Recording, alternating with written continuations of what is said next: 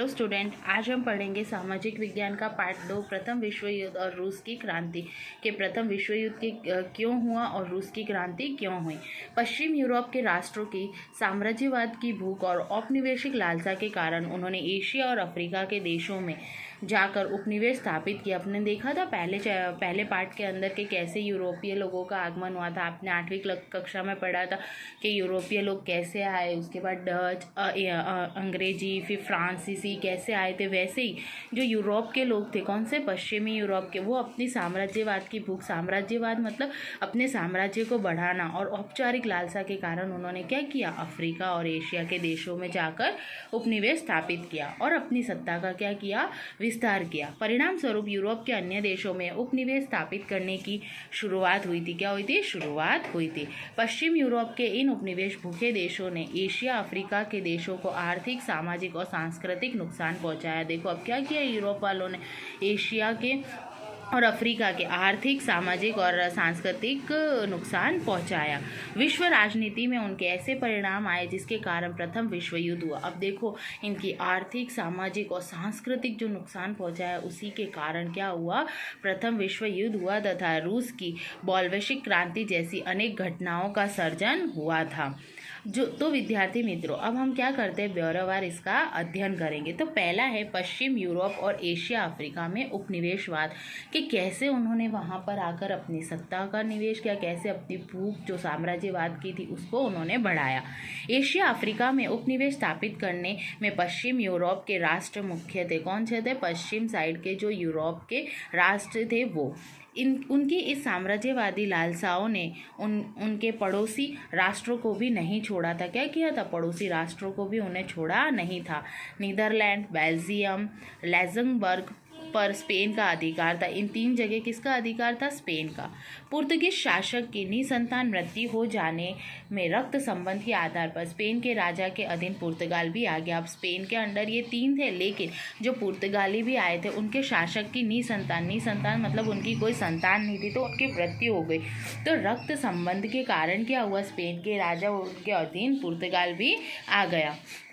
इसके कारण 6 दशक तक गैर यूरोपीय देशों में उपनिवेश स्थापित करने का एकाधिकार एकमात्र स्पेन का ही था। किसके पास था? खाली स्पेन के पास। इसी तरह से फ्रांस और ऑस्ट्रिया की प्रत्येक प्रदेश भूख के शिकार इटली व जर्मनी भी बने। अब क्या बोल रहे हैं कि इसी तरह से फ्रांस और ऑस्ट्रिया की प्रदेश की जो भूख थी उसके शिकार कौन कौन बने? इटली और जर्मनी। यद्यपि जब एशिया अफ्रीका के देशों पर स्वतंत्र यूरोपीय सत्ताओं की पकड़ मजबूत बन रही थी, तब ये सभी देश स्वतंत्र हो गए। जो इटली थे, जर्मनी थे, ये सब क्या हो गए थे? स्वतंत्र हो गए। जब यूरोपीय सत्ताएं एशिया और अफ्रीका में सत्ता जमा रही थी। उन्होंने भी अपने पूर्व मालिकों के मार्ग पर चलकर एशिया अफ्रीका के कई राज्यों में अपनी सत्ता के अंतर्गत ले लिया था। अब सबसे पहले पढ़ते हैं एशिया में उपनिवेशवाद। इंग्लैंड ने भारत में पैर जमाने के बाद भारत के पड़ोसी देश, अभी क्या बोल रहे हैं, इंग्लैंड, जो इंग्लैंड के लोग थे वो जब भारत आए तो उन्होंने क्या किया, आने के बाद जो भारत के पड़ोसी थे, श्रीलंका, म्यांमार, सिंगापुर और मलया ने से साम्राज्य स्थापित किया। इंग्लैंड ने आगे बढ़कर चीन में प्रवेश किया। इंग्लैंड ने क्या किया? आगे बढ़कर चीन के अंदर प्रवेश किया। परंतु अफीम के व्यापार के कारण इंग्लैंड और चीन के बीच युद्ध 1839 से 1842 में एक युद्ध हुआ। किसको लेकर? अफीम के व्यापार को, कि कौन सबसे ज़्यादा अफीम का व्यापार करे, उसके लिए किन के बीच में? इंग्लैंड और चीन के बीच में एक युद्ध हुआ, जिसको इतिहास में अफीम युद्ध के नाम से प्रसिद्ध है। कौन से युद्ध? अफीम युद्ध। क्यों? क्योंकि वो अफीम के व्यापार के लिए हुआ था। इस युद्ध में चीन की पराजय हुई और व्यापार के लिए अन्य 5 बंदरगाह मिलने पर इंग्लैंड की सत्ता में वृद्धि हुई। तो चीन हार गया और चीन के पास जो 5 बंदरगाह थे अफीम व्यापार के लिए, वो किसको देने पड़े? इंग्लैंड को। चीन की कमजोरी का लाभ लेकर जापान, रूस, जर्मनी, फ्रांस, बेल्जियम और अमेरिका ने भी व्यापारिक और राजनीतिक अधिकार प्राप्त कर लिए। तो चीन के पास जो जो अधिकार थे वो किस ने? जापान में, रूस ने, जर्मनी ने, फ्रांस, बेल्जियम और अमेरिका ने भी क्या कर दिया? राजनीतिक और व्यापारिक अधिकार उनको भी प्राप्त हो गए। पश्चिम एशिया के मरुस्थलीय देशों में विलुप्त मात्रा में निकलने वाले खनिज तेल ने यूरोपियों को उपनिवेश स्थापित करने के लिए आकर्षित किया। पश्चिम एशिया के जो मरुस्थल थे वहाँ पर क्या था, तेल के कुएं थे, खनिज तेल के कुएं थे। तो यूरोपियों को लालसा हुई कि हम भी क्या करें, इधर आकर क्या करें, उपनिवेश करें। इंग्लैंड, जर्मनी, रूस और अमेरिका ने, अब कौन कौन, इंग्लैंड ने, जर्मनी ने और रूस और अमेरिका ने ईरान, इराक, कुवैत, सऊदी अरब और बहरीन में तेल कंपनियां स्थापित करके अपने हितों को सुरक्षित करने के प्रयास किए थे। देखो देखो, जहाँ पर आपको दिख रहा है ये ईरान, इराक, कुवैत, सऊदी अरब, यहाँ पर क्या है, तेल बहुत मात्रा में पाया जाता है, इसलिए इन्होंने क्या किया, यहाँ पर कंपनियां स्थापित कर दी। तो ये किसका था, हमारा एशिया में उपनिवेश। अब है अफ्रीका। अफ्रीका में उपनिवेश 15वीं सदी के अंतिम भाग में हुआ था। कब, 15वीं सदी में। अफ्रीका के दक्षिण भाग में सर्वप्रथम डचों ने उपनिवेश स्थापित किया। आपने 8वीं कक्षा में पढ़ा था कि डच लोग भी हमारे यहाँ भारत आए थे। इंग्लैंड ने कैप में और फ्रांस ने उत्तर अफ्रीका के अल्जीरिया में व्यापारिक केंद्र स्थापित किए। देखो, इंग्लैंड ने कैंप में, जो अफ्रीका का एक जगह का नाम है, और फ्रांस ने कहा उत्तर अफ्रीका के अंदर जहाँ एक अल्जीरिया करके जगह है, वहाँ पर व्यापारिक केंद्र स्थापित किए। औद्योगिक क्रांति के कारण कच्चे माल की प्राप्ति और तैयार माल की बिक्री के लिए अफ्रीका का विशाल क्षेत्र अधिकार में कर अपनी सत्ता स्थापित की। अब औद्योगिक क्रांति, उद्योग चल रहा था तब तक, व्यापारियों ने बहुत फैक्ट्रियाँ स्थापित कर ली थी। तो कच्चे माल के लिए और कच्चे माल से जो तैयार होता था सामान, उसके बिक्री के लिए क्या किया, इंग्लैंड ने वहाँ पर अपनी सत्ता को स्थापित किया। इंग्लैंड ने इजिप्ट, पूर्व अफ्रीका के कई देशों तथा दक्षिण अफ्रीका के प्रदेशों में अपने केंद्र स्थापित किए। किसने, इंग्लैंड ने। इजिप्ट, पूर्व अफ्रीका, देखो पूर्व में भी किया, उत्तर में भी किया। फ्रांस ने ट्यूनीशिया, मोरक्को और पश्चिम अफ्रीका के प्रदेशों में अपना राज्य स्थापित किया। फ्रांस ने भी किया। जर्मनी ने पूर्व तथा पश्चिम अफ्रीका के कुछ प्रदेशों में अपना साम्राज्य विकसित किया। इटली, लाल सागर के आसपास के अफ्रीकी प्रदेशों पर भी उन्होंने कब्जा किया। स्पेन और पुर्तगाल ने अफ्रीका के कुछ देशों पर कब्जा करके प्रादेशिक क्षेत्रों को प्राप्त करने की स्पर्धा में बर्लिन में यूरोपीय राज्यों की एक परिषद की बैठक हुई। कब हुई थी, 1884 से 1885 में, जिसमें अफ्रीका के अलग अलग क्षेत्रों में बांट दिया गया। फिर अफ्रीका को क्या किया, फ्रांस ने भी उसके ऊपर किया, पुर्तगाल ने भी उसके कुछ राज्यों को, जर्मनी ने भी उसके कुछ प्रदेशों को अपने अंडर किया था। तो जब एक बैठक हुई तब 1884 से 1885 के अंदर उनको क्या किया गया, अलग अलग क्षेत्रों में बांट दिया। इसके अनुसार समस्त अफ्रीका में यूरोप के विविध देशों के साम्राज्य स्थापित हुए। यूरोप में जो विविध देश थे, उन्होंने अपना अपना साम्राज्य उस जगह पर स्थापित किया। एक तरफ यूरोप के उपनिवेश भूखे राष्ट्र एशिया अफ्रीका के प्रदेशों पर अपना उपनिवेश स्थापित करने, अपने अंतर्गत करना चाहते थे, वहीं दूसरी ओर जर्मनी और इटली में एकीकरण हुआ। अब क्या हो गया, जर्मनी और इटली एक हो गए। क्या हो गए, एक हो गए। इसलिए जर्मनी औद्योगिकरण, व्यापारीकरण और उपनिवेशीकरण प्रतिस्पर्धा में कूद पड़ा। अब जर्मनी के पास इटली भी आ गए, इसलिए वो भी क्या, फ्रांस और इनकी तरह क्या होने लगा, अपने उद्योग को बढ़ाने के लिए, व्यापार को करने के लिए उस होड़ में चल पड़ा। इस तरह से तीव्र बदलते जाते प्रभावों ने उन देशों का राजनीतिक, आर्थिक, सामाजिक शोषण किया। जिन जिन देशों पर इन्होंने कब्जा किया था, उनको राजनीतिक रूप से भी, आर्थिक रूप से और सामाजिक रूप से उनका क्या किया, शोषण किया। उनके विकास रुक गए। क्या हो गया, विकास रुक गया, जिससे प्रथम विश्व युद्ध की भूमिका निर्मित हुई। इस वजह से, किस वजह से, उनके राजनीतिक, आर्थिक और सामाजिक शोषण के कारण प्रथम विश्व युद्ध हुआ। तो हम पढ़ेंगे प्रथम विश्व युद्ध के परिबल के कौन कौन से ऐसे कारण थे जिससे प्रथम विश्व युद्ध हुआ था। प्रथम विश्व युद्ध सन 1914 से 1918 में हुआ था। कब हुआ था, 1914 से 1918। परिबल मतलब उसके क्या क्या कारण थे। आधुनिक विश्व की कुछ हृदयद्रावक और अविस्मरणीय घटनाओं में प्रथम विश्व युद्ध का समावेश होता है। विश्व युद्ध किसी एक दो घटनाओं या परिबल के कारण नहीं होता। देखो, विश्व युद्ध कभी एक या दो परिबल घटनाओं के कारण नहीं होता। जब बहुत सारी ऐसे कारण होते हैं तो ही विश्व युद्ध होता है। जैसे अभी चल रहा है ना, जैसे चीन और भारत ऐसे बोल रहे हैं हम युद्ध करेंगे, तो अपने भारत के साथ और देश भी जुड़े। अगर चीन सभी देशों के साथ युद्ध करता है तो वो क्या गिना जाएगा, विश्व युद्ध। तो वो किसी एक परिबल को लेकर नहीं होता, एक कारण को नहीं होता, बहुत से कारणों को होता है। तो अभी चल रहा है लड़ाई के लिए कि भाई चीन और भारत के बीच में हो गया, अमेरिका और चीन है, तो ये सब। उसके पीछे अनेक प्रकार के कारण उत्तरदायी होते हैं। प्रथम विश्व युद्ध का आरंभ 1 अगस्त 1914 को हुआ था। कब हुआ था प्रथम विश्व युद्ध का? 1 अगस्त 1914। जर्मनी ने सेडॉन की लड़ाई में फ्रांस को पराजित किया। अब जर्मनी और इटली साथ में मिल गए तो सेडॉन के लिए उन्होंने जो लड़ाई की उसमें फ्रांस को हरा दिया।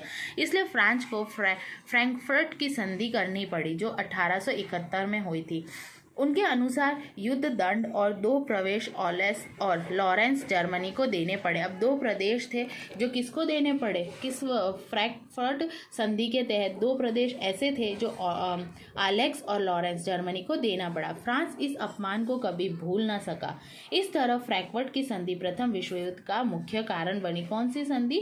फ्रैंकफर्ट की संधि। इस तरह एक युद्ध के अंत में ही दूसरे युद्ध का बीजारोपण हो गया। अभी तो प्रथम विश्व युद्ध खत्म भी नहीं हुआ था, इस संधि के कारण द्वितीय विश्व युद्ध का हो गया, वहां पर पनपना शुरू हुआ। अब हम पढ़ते हैं, पहला है आर्थिक परिबल।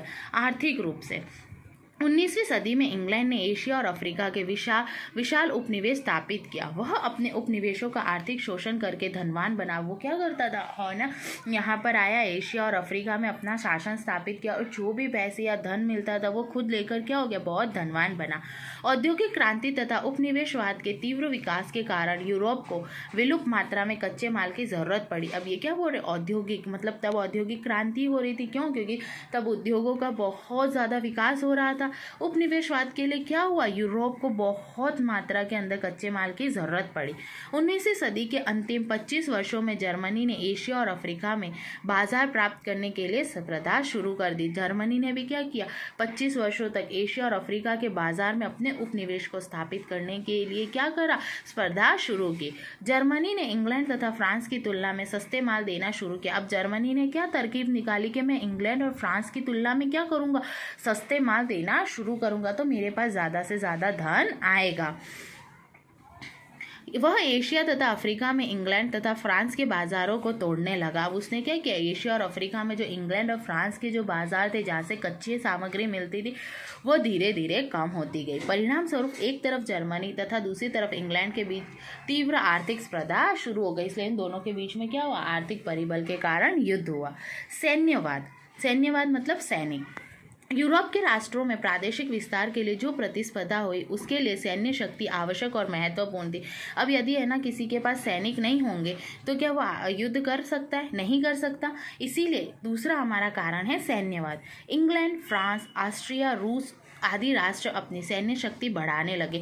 इसलिए ये सारे राष्ट्र जर्मनी से युद्ध करने के लिए क्या कर रहे? अपने सैन्य शक्ति को बढ़ाने लगे। जापान, इटली, जर्मनी जैसे कई राष्ट्रों में अनिवार्य सैनिक शिक्षा आरंभ हो गई थी। देखो जापान में, इटली में और जर्मनी के जो प्रदेश थे उन्होंने क्या किया? अपने राष्ट्र के अंदर सभी को सैनिक शिक्षा देनी शुरू कर दी थी। आपको पता है सैनिक शिक्षा, जैसे अपने यहाँ पे आर्मी होती है, सीआरपीएफ होते हैं, उनके लिए अलग शिक्षा दी जाती है। स्वरक्षा के बहाने शस्त्रों का उत्पादन बढ़ने लगा। अब किसके बहाने? स्वरक्षा मतलब खुद की रक्षा के लिए उन्होंने क्या किया?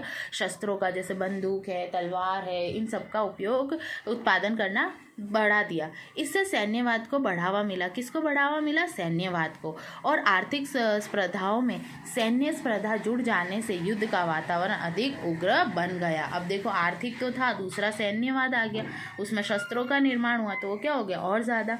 तीसरा है गुटबंदी गुप्त संधियाँ। क्या है? गुटबंदी गुप्त संधियाँ। गुटबंदी हो गई थी और कुछ ऐसी गुप्त मतलब छुपाई हुई संधियाँ थी जो 2 देशों के बीच में, तो उसका भी महत्वपूर्ण योगदान रहा था प्रथम विश्व युद्ध में। प्रथम विश्व युद्ध के सर्जन में गुटबंदियां और गुप्त संधियों ने महत्वपूर्ण भूमिका निभाई। प्रथम विश्व युद्ध से पहले विश्व 2 गुटों में विभाजित हो गया। क्या हो गया? 2 गुटों में। एक तरफ जर्मनी, ऑस्ट्रिया, हंगरी, बल्गेरिया तथा तुर्किस्तान का गुट था, मतलब जर्मनी के साथ ऑस्ट्रिया, हंगरी, बल्गेरिया और तुर्किस्तान था। वहीं दूसरी ओर इंग्लैंड, रूस, फ्रांस तथा जापान का गुट था। इन दोनों गुटों के बीच ईर्ष्या, दुश्मनी, शंका, कुशंका, भय तथा तिरस्कार की भावना पैदा हो गई। ये सारी भावना क्या हो गई? इन 2 गुटों के बीच में। देखो यार दिख रहा है, गुटबंदी मतलब 2 तरह के गुट बन गए। आप भी करते हो ना, 2 फ्रेंड होते हैं तो अपने ग्रुप अलग अलग होते हैं, वैसे जो प्रथम विश्व युद्ध का महत्वपूर्ण कारण बनी थी। चौथा है आपका उग्र राष्ट्रवाद की भावना। अब राष्ट्रवाद के खुद के राष्ट्र के प्रति जो उग्र भावना थी उसके वजह से बेल्जियम और ग्रीस की स्वतंत्रता तथा इटली और जर्मनी का एकीकरण राष्ट्रवाद का परिणाम थी। ये राष्ट्रवाद का परिणाम क्या थी? जर्मनी और इटली का एक होना, बेल्जियम और ग्रीस की स्वतंत्रता। हमारे में भी उग्र राष्ट्रवाद की भावना हुई थी, तभी हम भी स्वतंत्र हुए थे। परंतु उसके बाद यूरोप में राष्ट्रवाद की भावना ने उग्र और संकुचित स्वरूप धारण किया। जब इनमें हुई तो किसके अंदर हुई? यूरोप में भी राष्ट्र भावना जागी। यूरोप में आर्थिक ईर्ष्या, खींचतान, प्रतिस्पर्धा और साम्राज्यवाद इतना अधिक बढ़ गया कि एक दूसरे राष्ट्र के हित आपस में टकराने लगे। अब क्या करने लगे? वो यूरोप के जो खुद के ना राज्य मतलब दूसरे प्रदेश और राज्य थे वो क्या करने लगे? आपस में प्रतिस्पर्धा, खींचातानी के कारण क्या करने लगे? एक दूसरे से टकराने लगे, युद्ध करने लगे। यूरोप के अग्रगण्य राष्ट्र ने अपने लोगों को उग्र आक्रामक देशभक्ति का पाठ पढ़ाया। फिर क्या किया यूरोप ने? अग्रगण्य जो आगे जो थे, अग्रगण्य मतलब जो सबसे आगे थे, उन राष्ट्रों को देश के अपने खुद के देशभक्ति का पाठ पढ़ाया। अपने देश के प्रति प्रेम और अन्य राष्ट्रों के प्रति घृणा को प्रोत्साहन दिया। उन्होंने क्या? अपने देश से प्यार करो और दूसरे देशों से क्या करो? घृणा करो। जर्मन सम्राट कैसर विलियम द्वितीय उग्र राष्ट्रवाद और समाजवाद का प्रणेता था। कौन था ये? कैसर विलियम। इन्होंने क्या किया? उग्र राष्ट्रवाद और समाजवाद को किया कि ये हमारा साम्राज्यवाद है और हमारा राष्ट्रवाद है। राष्ट्र को हमको हमारे देश के प्रति प्रेम करना चाहिए और हमारे साम्राज्य को बढ़ाना चाहिए। वह महत्वाकांक्षी था। कैसा था? महत्वाकांक्षी। उसको बहुत सारी इच्छाएं थी जिसको उसको पूर्ण करना था। बहुत ही लालची था वो। और विश्व प्रभुत्व की नीति में विश्वास करता था कि नहीं, विश्व प्रभुत्व मतलब पूरे विश्व पर मेरा ही प्रभुत्व हो, मेरा ही शासन हो। अपनी प्रचंड सैन्य शक्ति से अपने वांछित लक्ष्य को उसने क्या किया? पूरा किया। और विश्वास करता था, उसने क्या किया? एक सोचता था कि मेरी सैन्य शक्ति से क्या होगा कि पूरे तरह से होगा। जर्मनी की तरह अन्य राष्ट्रों में भी युद्ध की भावना फैली और प्रथम विश्व युद्ध में परिवर्तित हुई। फिर है समाचार पत्रों का योगदान। अब इसके अंदर और कौन सा परिबल था? समाचार पत्रों का योगदान। यूरोप के राष्ट्रों के समाचार पत्रों की पारस्परिक कटुता, उत्तेजनापूर्ण, अतिशयोक्तिपूर्ण और झूठे लेख परस्पर प्रतिस्पर्धा देशों के विरुद्ध जहर उगलकर लोगों में दुश्मनी की भावना इतनी हद तक भड़काई कि सत्ता में बैठे हुए लोग शांति स्थापना या समाधान करने के प्रयत्न भी ना कर सके। अब समाचार पत्रों में आज आप देखते हो ना कि कोई छोटी सी न्यूज़ होती है तो रिपोर्टर्स क्या करते हैं? उसको बहुत बड़ा करके बताते। तो उस टाइम पे भी जो यूरोप के समाचार पत्र थे उसके अंदर उन्होंने क्या किया? ऐसी ऐसी बातें लिखी, एक दूसरे देश के प्रति इतनी कटुता की बातें लिखी कि वो क्या करने लगे? शांति की स्थापना और समाधान ना ढूंढकर खाली युद्ध करने लगे। छठा है आपका युद्ध संबंधित तत्वज्ञान। यूरोप में अब युद्ध ही कल्याण की नीति ने जोर पकड़ा। कौन सी? युद्ध ही कल्याण की नीति ने। टिस्टक जैसे जर्मन लेखक ने सिद्धांत प्रचलित किया कि शक्तिशाली को ही जीने का अधिकार है। वो क्या बोल रहे कि जो शक्तिशाली है उसी को जीने का अधिकार है। युद्ध ही कल्याण, उन्होंने क्या बोला कि है ना, समाधान ही कल्याण नहीं है, युद्ध ही कल्याण की नीति को अपनाया। और उन्होंने क्या कहा? उनके जो एक थे टिस्टक जर्मन लेखक, उन्होंने क्या किया? जो देश शक्तिशाली होगा, सैन्य से धनवान होगा, जिसकी सत्ता सबसे ज्यादा होगी, उसी को क्या है? जीने का अधिकार है। तथा युद्ध ही राष्ट्रीय आवश्यकता है। और राष्ट्र की क्या आवश्यकता है? शांति नहीं। कौन सी आवश्यकता है? युद्ध। लेकिन राष्ट्र की क्या आवश्यकता होती है? शांति। निश्चय नामक जर्मन लेखक ने युद्ध को पवित्र कार्य माना। उन्होंने क्या कहा कि युद्ध क्या है? एक पवित्र कार्य है।